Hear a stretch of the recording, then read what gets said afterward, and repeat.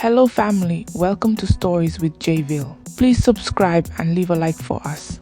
It means the world to us. Also share this video to your friends and loved ones and remember to turn on the post notifications so you don't miss any future videos from us. Thank you as you do so. Now sit back and relax as we dive into the story.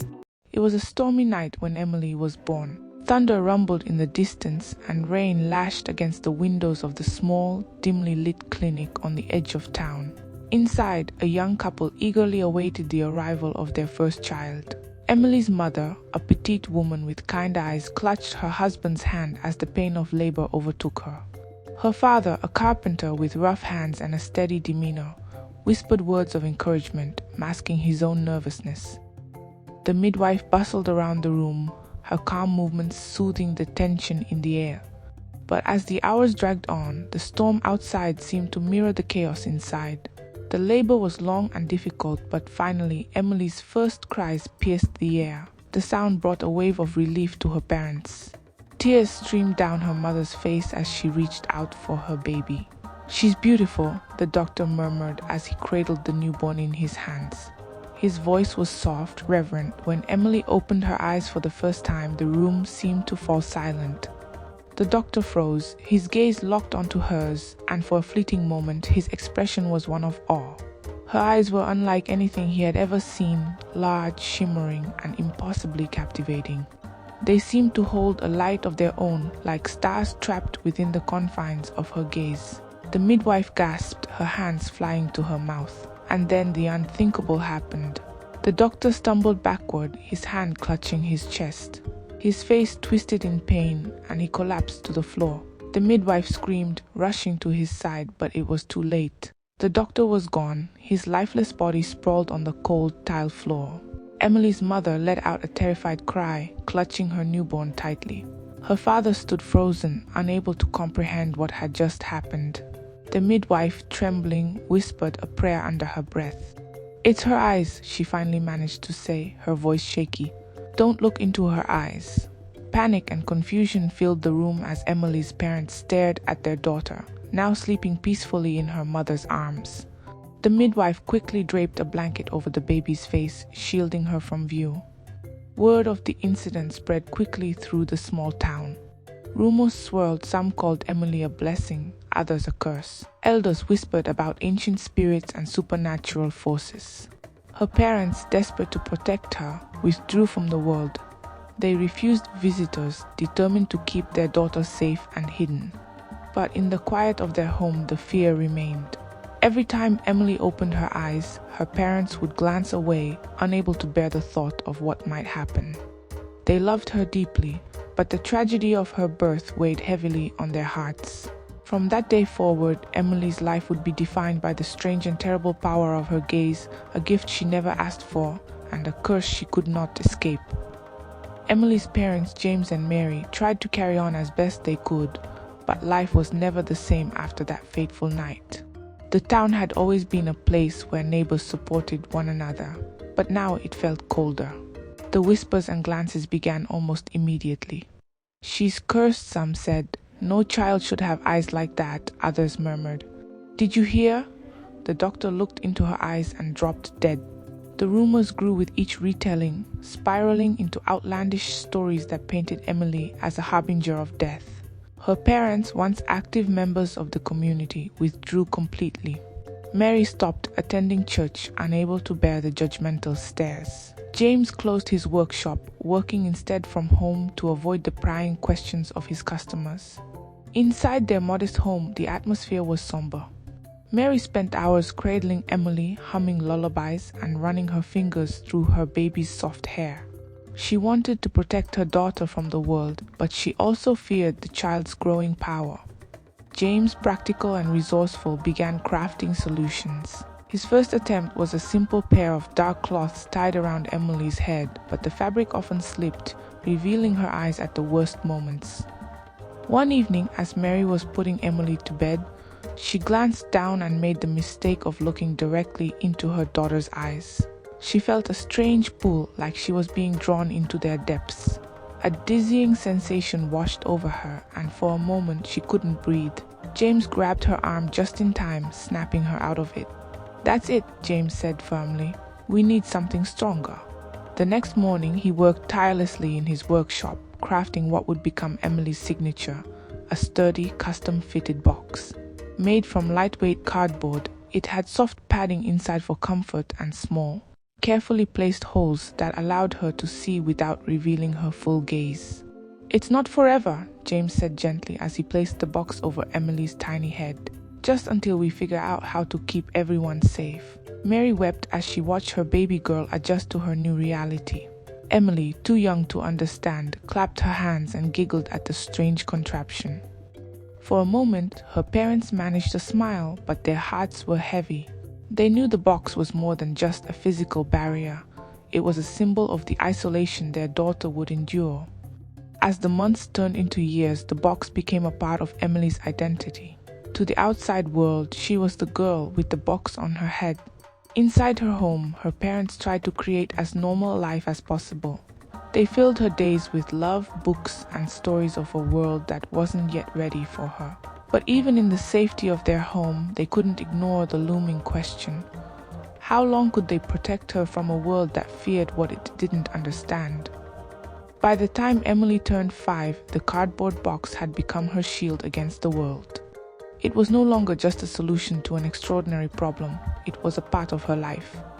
Wherever she went, the box went with her, hiding her mesmerizing eyes from those who might dare to look. Her parents worked tirelessly to give her a sense of normalcy, but it wasn't easy. Mary homeschooled her at first, teaching her numbers and letters in their cozy living room. Emily was a bright child, eager to learn and quick to grasp new concepts. But as time passed, it became clear that Emily needed more. "She's too smart to stay cooped up here forever," James said one evening, watching Emily as she pieced together a puzzle meant for much older children. "We can't keep her hidden forever, Mary." Mary hesitated, fear flickering in her eyes. "But what if something happens? What if someone—" James placed a reassuring hand on her shoulder. "We'll explain everything to the school. We'll make sure she's safe. She deserves a chance to grow." When the first day of school arrived, Emily was both excited and nervous. Mary had dressed her in a simple blue dress, her tiny backpack slung over her shoulders. The box, freshly cleaned and reinforced, sat snugly on her head. Mary knelt in front of her, adjusting the straps and giving her daughter a reassuring smile. "Remember, sweetheart, don't take this off," she said softly. "Not for anyone." "I won't, Mama," Emily promised, her voice small but confident. At school, the reaction was immediate. Children stared and whispered as Emily walked into the classroom. Some pointed, others giggled. "Why is she wearing that box?" one child whispered loudly. "Maybe she's hiding a weird face," another jeered. Emily's cheeks burned beneath the box, but she kept her head high. She found a seat at the back of the class and focused on her books, pretending not to hear the snickers around her. The teacher, Mrs. Hargrove, tried her best to ease the tension. She introduced Emily to the class and praised her for answering questions with remarkable accuracy. Despite the awkward stares, it became clear that Emily was a brilliant student. As days turned into weeks, Emily's intelligence began to outshine the teasing. But for some children, her box became a source of endless amusement. One boy, Jake, made it his mission to humiliate her. "Hey, box girl," he shouted one recess, standing in front of her. "What's under there? Are you an alien?" Emily ignored him, clutching her book tightly. "Maybe she's a robot," another child chimed in. Jake smirked and reached out, pretending to pull at the box. "Let's see what you're hiding." "Leave me alone," Emily shouted, her voice trembling. Mrs. Hargrove quickly intervened, scolding Jake and sending him away. But the damage was done. That night, Emily cried in her room, her small hands tracing the edges of her box. "Why can't I just be normal, Mama?" she asked, her voice breaking. "Why do I have to wear this?" Mary knelt beside her, wrapping her arms around her daughter. "You are normal, my love. You're just special, and special people have to take extra care. One day, the world will see how amazing you are." Emily wanted to believe her mother, but as she lay in bed that night, she couldn't shake the feeling of being different and alone. Despite the challenges, Emily persevered. She threw herself into her studies, dazzling her teachers with her intelligence and determination. She read every book she could get her hands on, finding solace in the adventures of characters who overcame their own obstacles. The box, though a burden, became a source of quiet strength for Emily. It shielded her not just from the world's judgment, but also from its fears. Beneath it, she felt safe, even if she didn't feel free. But deep down, Emily wondered, would she always have to hide? Or was there a day coming when the world would finally see her for who she truly was? As the years passed, the cardboard box became a permanent part of Emily's life. It was her shield, her identity, and in many ways her prison. Though she excelled in school, her classmates never let her forget that she was different. "Hey, box girl," they would shout from across the playground. "Do you even have a face under there?" another child taunted. Emily tried to ignore them, but the constant teasing cut deeper than she let on. While the other children laughed and played during recess, Emily would sit alone, her nose buried in a book. She found comfort in stories of brave heroes and magical lands, imagining herself as one of them, someone who could overcome any obstacle, even the curse of her eyes. Despite the isolation, Emily's brilliance shone through. By the time she was 8, she was solving math problems meant for high school students. Her teachers marveled at her intelligence. "Emily is a prodigy," Mrs. Hargrove told her parents during a parent-teacher conference. "She's years ahead of her peers." James and Mary beamed with pride, but they couldn't ignore the other part of the conversation. "She's struggling socially," Mrs. Hargrove continued. "The other children don't understand her." Perhaps if she hesitated, glancing at the box Emily always wore. "We can't risk it," Mary said firmly. "Her safety and everyone else's comes first." Mrs. Hargrove nodded, though she looked unconvinced. One day during lunch, a new girl named Sarah approached Emily. She was quiet and shy, just like Emily, and she didn't seem bothered by the box. "Can I sit here?" Sarah asked, holding her lunch tray. Emily looked up, startled. Sure." For a while they sat in silence, eating their lunches. Then Sarah spoke again. "What are you reading?" Emily hesitated, unsure if this was a trick. "It's a story about a girl who saves her village." "That's cool," Sarah said, her voice sincere. "I love stories like that." Slowly, Emily began to open up. She told Sarah about the book, and by the end of lunch, the two girls were laughing and chatting like old friends. It was the first time Emily felt truly seen, not as the girl with the box, but as just Emily. Not everyone was happy to see Emily finding a friend. Jake, the school bully, took it upon himself to ruin her day. "Hey look, box girl has a sidekick now," he sneered, pointing at Sarah. "Are you two forming a club for weirdos?" Sarah stood up, her cheeks red with anger. "Leave her alone, Jake," Jake laughed. "What's she gonna do? Hide behind her box?" He reached out, pretending to grab at Emily's head. "Stop it," Emily shouted, backing away. Before Jake could do anything more, Mrs. Hargrove appeared, her stern voice cutting through the commotion. "Jake, my office, now." Jake glared at Emily, but didn't dare argue. As he stormed off, Sarah turned to Emily. "Don't let him get to you," she said. Emily smiled beneath her box. For the first time, she felt like she had someone on her side. That evening, Emily told her parents about Sarah. Mary's eyes filled with tears of joy. "I'm so happy you found a friend," she said, hugging her daughter tightly. James smiled, ruffling Emily's hair. "See, not everyone will judge you. Some people will see the real you." Emily nodded, hope blooming in her chest. Maybe, just maybe, the world wasn't as cruel as it seemed. But deep down, she knew the box would always be there, a barrier between her and the life she longed for. Emily's world revolved around two things, her books and her projects. By the time she was 10, she had outgrown her school's curriculum. Her teachers struggled to challenge her, but Emily didn't mind. She found new worlds in the pages of books and new possibilities in the tools her father gave her. James, seeing his daughter's interest in tinkering, turned a corner of his workshop into a space just for her. It was small and cluttered with scrap materials, but to Emily it was paradise. "You can make anything you want in here," James told her one afternoon, "as long as you clean up after yourself." Emily giggled. "Deal, Dad." Emily's first project was a simple wooden clock. She used old gears James had lying around and repurposed a broken wind-up toy for parts. When the clock ticked to life, her parents were amazed. "You built this on your own?" Mary asked, her voice full of awe. Emily nodded shyly. "It wasn't hard. I just followed the patterns." "Not hard?" James laughed, holding the clock up for inspection. "You've got a gift, kiddo." From that day on, Emily spent every spare moment in her little workshop. She built wind-up toys for neighborhood kids, a bird feeder that automatically refilled itself, and even a tiny water wheel that powered a single light bulb. But her greatest joy came from solving problems. Every invention, no matter how small, felt like a step closer to proving she was more than just box girl. When Emily was 12, the school announced a talent show.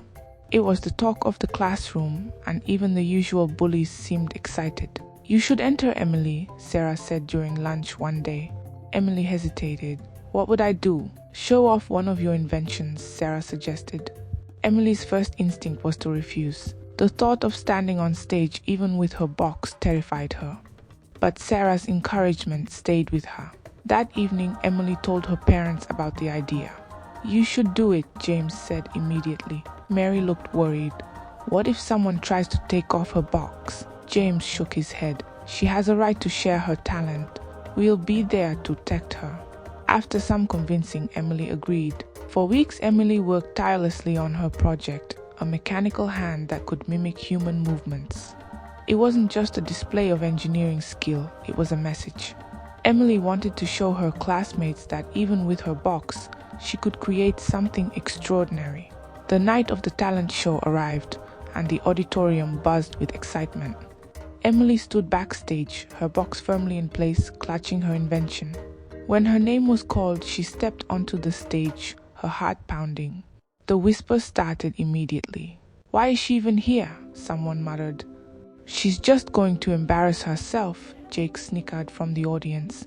Emily took a deep breath. Ignoring the murmurs, she placed her invention on the table and began her demonstration. "This is a mechanical hand," she explained, her voice steady despite her nerves. "It can grip, wave, and even write. I built it using old tools and scrap materials." As the hand moved across the table, gripping objects and writing "hello" on a piece of paper, the audience fell silent. By the time Emily finished, the room erupted into applause.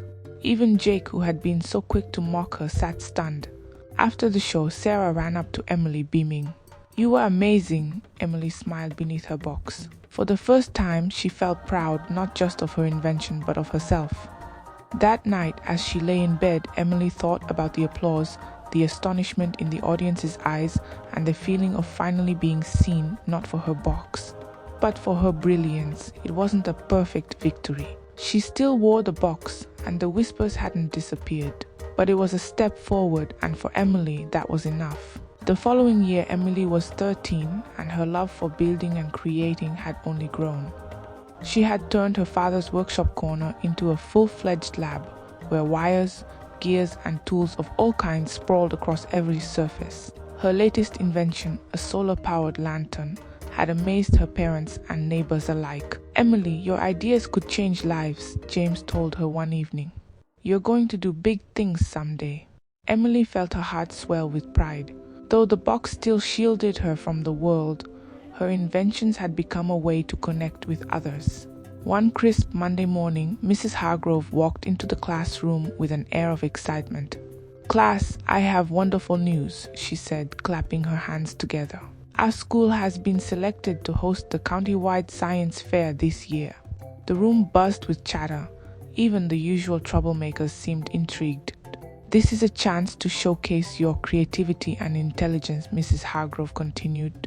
"And the winner will receive a scholarship to attend a summer science program at the university." Emily's hand shot up.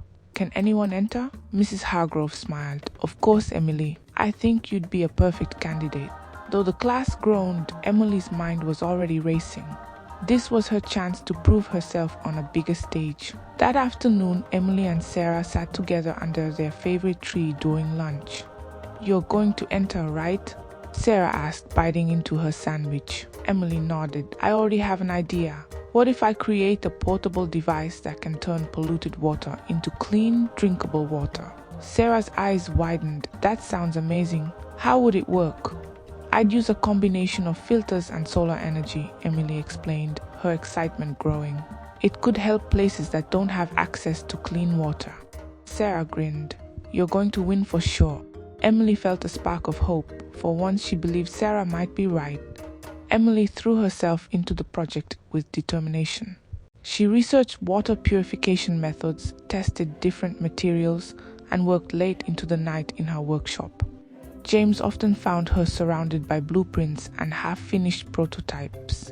Don't forget to sleep, kiddo, he joked one evening, placing a cup of tea beside her.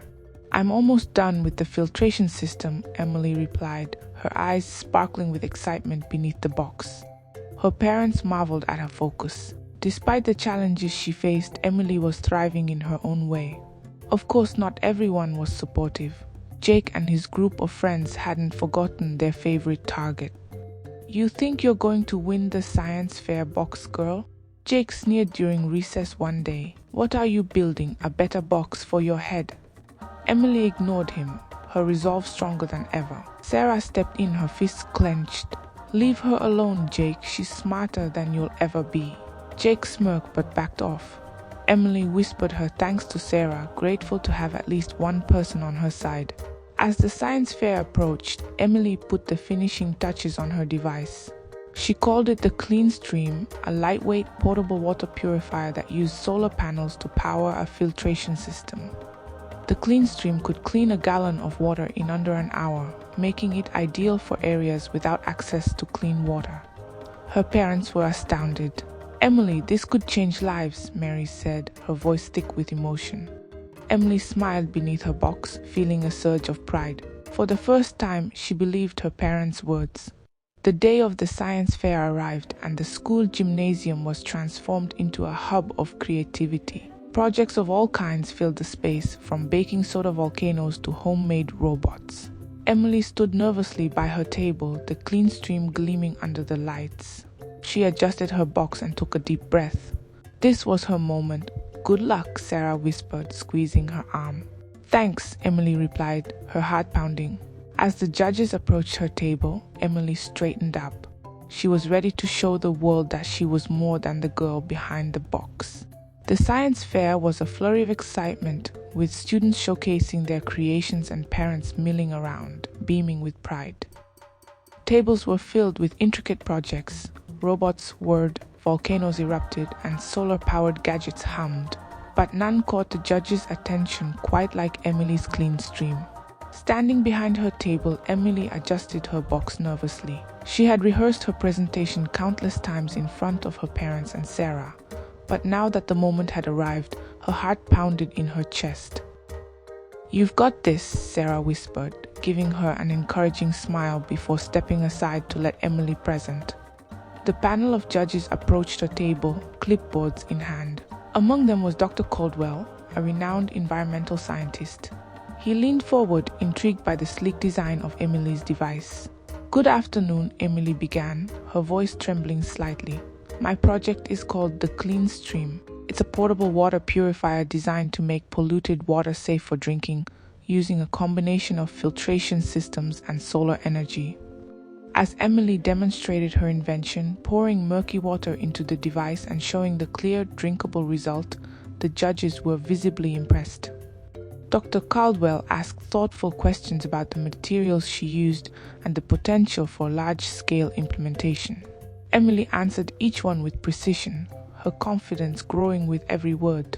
When demonstration ended, the judges exchanged glances, nodding appreciatively. Excellent work, Emily, Dr. Caldwell said. This has real-world potential. Emily's cheeks flushed beneath her box. Thank you, she said softly. As Emily basked in the judges' praise, Jake and his friends watched from a distance, their expressions a mix of annoyance and jealousy. She's not that special, Jake muttered. It's just a stupid water thing. Determined to humiliate her, Jake hatched a plan. As Emily turned to adjust her device, Jake approached her table, his friend snickering behind him. Nice work, box girl, Jake said, his voice dripping with sarcasm. But let's see what you're really hiding under there. Before Emily could react, Jake grabbed the edges of her box and yanked it off her head. The gymnasium fell silent as Emily's face was revealed. Gasps rippled through the crowd. Emily stood frozen, her heart racing. She felt exposed, vulnerable, and utterly terrified. Her classmates stared, their eyes wide not with fear, but with awe. Emily was stunning. Her smooth skin glowed under the bright gym lights, and her eyes, those mesmerizing, shimmering eyes, seemed to hold the light of 1,000 stars.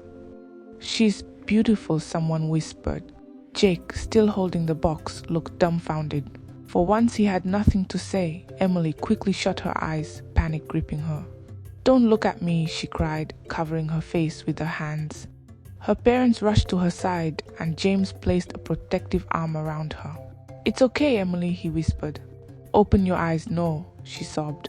What if someone—" "Look around," her mother said gently. "No one's hurt." Slowly, Emily lowered her hands and opened her eyes. The crowd remained still, watching her with a mixture of admiration and curiosity. No one collapsed, no one screamed. The curse, it seemed, was gone. Dr. Caldwell stepped forward, breaking the silence.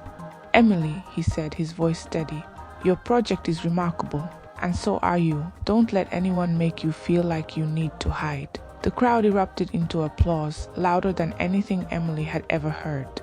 Sarah rushed to her side, hugging her tightly. "I told you you'd shine," she whispered. For the first time in her life, Emily felt truly seen, not for her box, but for her brilliance and her courage. When the judges announced the winners, Emily's name was called for first place. Tears filled her eyes as she walked to the stage, her parents and Sarah cheering louder than anyone else. As she held her trophy, she realized that this wasn't just a victory for her invention, it was a victory for herself. The silence after the science fair was deafening for Emily.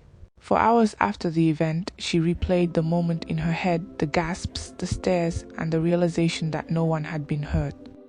The curse that had defined her life seemed to have vanished. But how? Back at home, Emily sat at the dining table with her parents. The trophy she'd won sat proudly in the center, but her mind was elsewhere. "Mom, Dad," Emily began hesitantly. "Why didn't anyone, Dee?" Mary exchanged a look with James, her expression a mixture of relief and confusion. "Maybe it's a miracle," Mary said softly. "Or maybe there's a logical explanation," James added. "We should talk to someone who might know." The next morning, Emily's parents took her to see Dr. Caldwell, the environmental scientist who had been one of the judges at the fair. He had given them his contact information, insisting that Emily's invention had real potential for broader applications. Dr. Caldwell greeted them warmly in his office, his curiosity about Emily evident. "What can I do for you, Emily?" Emily hesitated before speaking. "It's about my eyes. People used to die when they looked into them, but now it doesn't happen anymore." Dr. Caldwell leaned back in his chair, stroking his chin thoughtfully. "That's fascinating. Have you ever been examined for any unusual conditions?" Mary and James exchanged a guilty glance. "We avoided doctors," James admitted. "We were too afraid of what might happen." Dr. Caldwell nodded. "That makes sense, but I'd like to run some non-invasive tests, if that's okay with you, Emily." Over the next few hours, Dr. Caldwell and his team ran several tests, analyzing light patterns emitted from Emily's eyes and studying their impact on the human nervous system. The results were astonishing. "It seems," Dr. Caldwell explained, "that your eyes once emitted a unique spectrum of light waves that could trigger fatal seizures in certain individuals. It's an incredibly rare genetic anomaly. But as you've grown older, your body appears to have corrected the issue naturally. The light waves are no longer harmful." Emily blinked in surprise. "So, I'm not dangerous anymore?"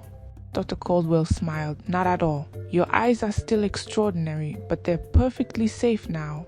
Mary burst into tears of relief, hugging Emily tightly. James's eyes glistened as he patted his daughter on the shoulder. "You're free now, Emily," Mary whispered.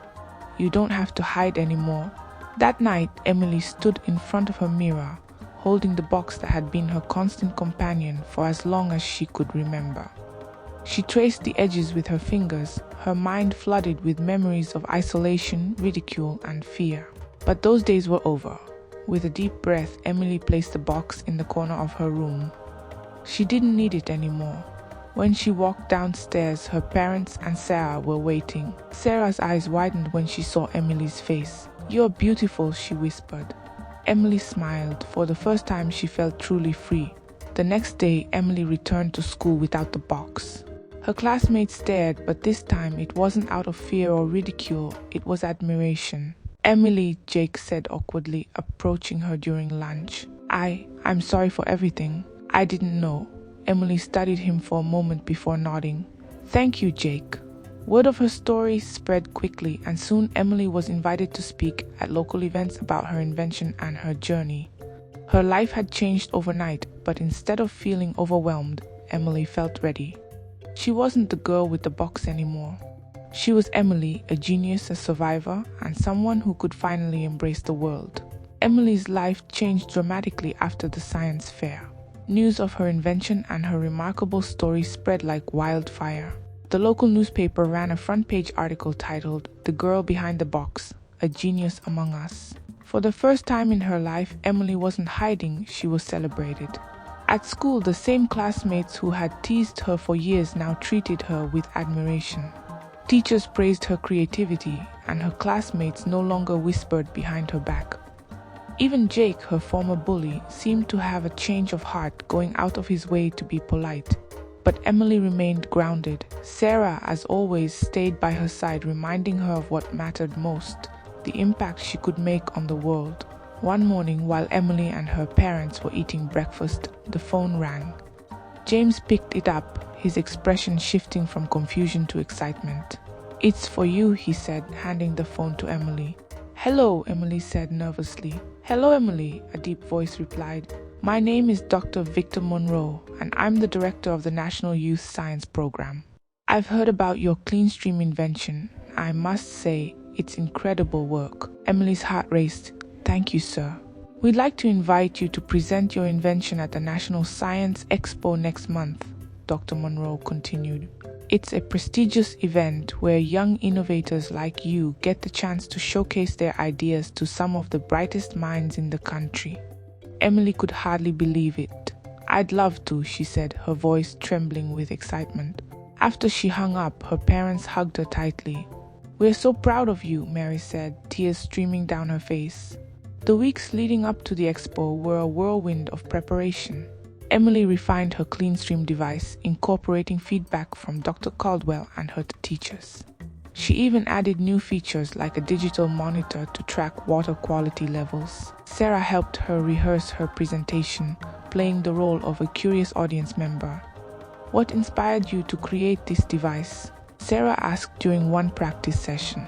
Emily smiled. "Growing up, I often felt like I had to hide who I was. I wanted to create something that could help people and prove that being different isn't a bad thing, it's a strength." Sarah beamed. "You're going to blow them away."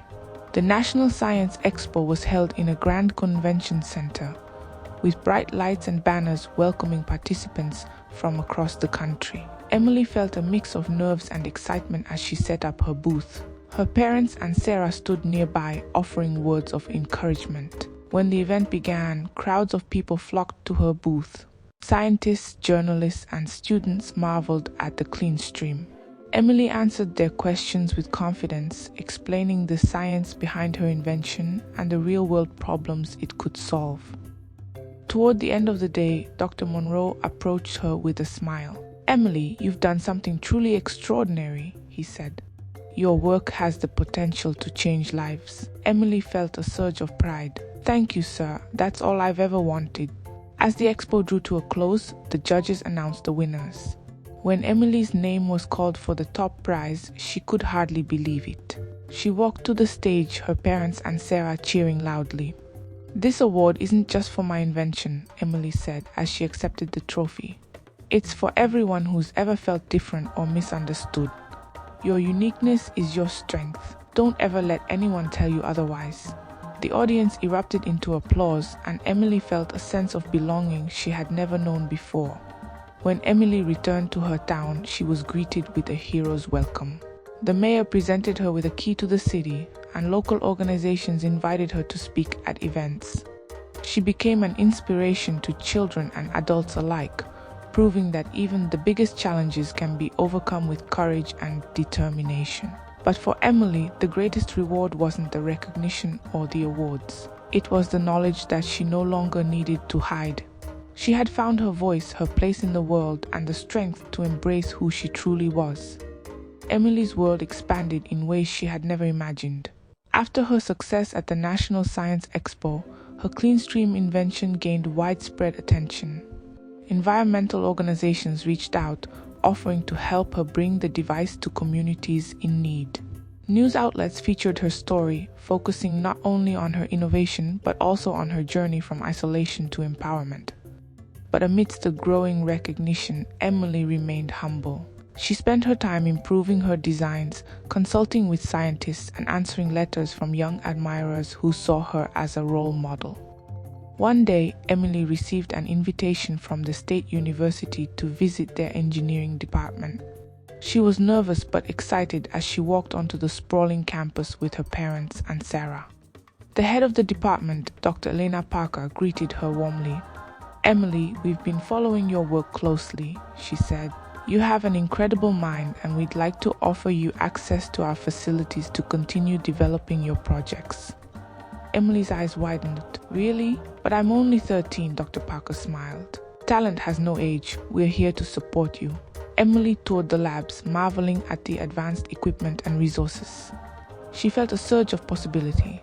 This was a place where her ideas could truly come to life. As Emily's clean stream began production with the help of local organizations, she insisted on visiting the first community to receive it. It was a small village struggling with contaminated water sources. When she arrived, she was greeted with open arms. Children ran to meet her, their faces lighting up with excitement. Emily demonstrated how to use the device, showing them how it could turn murky water into clean, safe drinking water. A woman approached her afterward, tears in her eyes. "You've saved my family," she said. "We've been sick for so long. Thank you, Emily." Emily felt her own eyes brim with tears. In that moment, she realized that this was her purpose, not just to invent, but to make a tangible difference in people's lives. Back in her hometown, Emily's fame continued to grow. The once quiet girl who had hidden behind a box was now the pride of the community. The same classmates who had once teased her now looked to her, and Jake, her former bully, went out of his way to apologize. "I was awful to you," Jake admitted one afternoon at school. "I didn't understand you and I'm sorry." Emily looked at him, her expression thoughtful. "It's okay, Jake. People fear what they don't understand. But now you know better, and that's what matters." Her forgiveness marked the beginning of a new chapter, not just for Jake, but for the entire school. One evening, Emily received a phone call from a prominent philanthropist who had seen her story on the news. "Emily, your work is incredible," the voice said. "I'd like to fund a research grant for you to develop more inventions. The world needs more innovators like you." Emily was speechless. With the grant, she could bring her other ideas to life, projects she had only dreamed of. Her parents were overjoyed. "This is just the beginning for you," James said, his voice filled with pride. That night, as Emily sat in her workshop, she looked at the box that still sat in the corner of the room. It was dusty and worn, a relic of her past. She picked it up, running her fingers over the edges. The box had once been her shield, her sanctuary, and her prison. Now it was a reminder of how far she had come. Emily set the box down and turned to her desk, where her blueprints for her next invention awaited. She smiled, ready to take the next step in her journey. Emily's life had transformed completely. No longer the girl hidden behind a box, she was now a young inventor celebrated for her brilliance and resilience. As her CleanStream device was rolled out to more communities, she became a global symbol of hope, innovation, and perseverance. Emily was invited to present her invention at an international conference on sustainable development. Scientists, environmentalists, and world leaders gathered to discuss solutions to global challenges, and Emily was the youngest speaker on the agenda. When she took the stage, the audience fell silent. Her nerves disappeared as she began to speak. "When I was younger, I thought my uniqueness was a curse," she began. "But I've learned that what makes you different is what makes you powerful. My journey wasn't easy, but it taught me that even the hardest challenges can lead to the brightest opportunities." Her presentation ended with a standing ovation. Reporters flocked to her afterward, asking about her future plans. "I want to keep inventing," Emily said confidently. "There's so much more to do." With the support of the grant she had received, Emily began working on a range of new projects, from affordable solar-powered energy systems to innovative educational tools for children in underserved communities. She also started a mentorship program for young inventors, encouraging kids like her to embrace their creativity and pursue their dreams. One of her first mentees was a young boy named Liam, who reminded Emily of herself, quiet, curious, and often misunderstood. "You're going to do great things," Emily told him one afternoon as she helped him fine-tune a robot he had built. Liam looked up at her, his eyes shining. "Because of you," he said simply. Despite her busy schedule, Emily never forgot where she came from. She frequently visited her hometown, speaking at her old school and spending time with her parents and Sarah, who remained her closest friend. One sunny afternoon, she stood in her father's workshop, looking at the little corner where her journey had begun. The tools and scraps she had once used were still there, a reminder of the simple beginnings that had led to her incredible journey. James walked in, a smile on his face. "Looking at your old stomping grounds?" Emily nodded. "It feels like a lifetime ago." "You've made us proud, Emily," he said, his voice filled with emotion. "But more importantly, you've shown the world what it means to be truly extraordinary." Years later, Emily's name became synonymous with innovation and compassion. She was featured in books and documentaries, her story inspiring millions. But to Emily, the greatest success was knowing she had made a difference. One evening, as she prepared to give a keynote speech at a prestigious event, she spotted a familiar object tucked away in a storage box. Her old cardboard mask. She picked it up, smiling. It was a relic of a past that had shaped her, a symbol of a girl who had once hidden from the world but had grown into a woman unafraid to face it. Emily placed the mask back in the box. "We've come to the end of this story. Please subscribe to my channel to support me." She stood tall,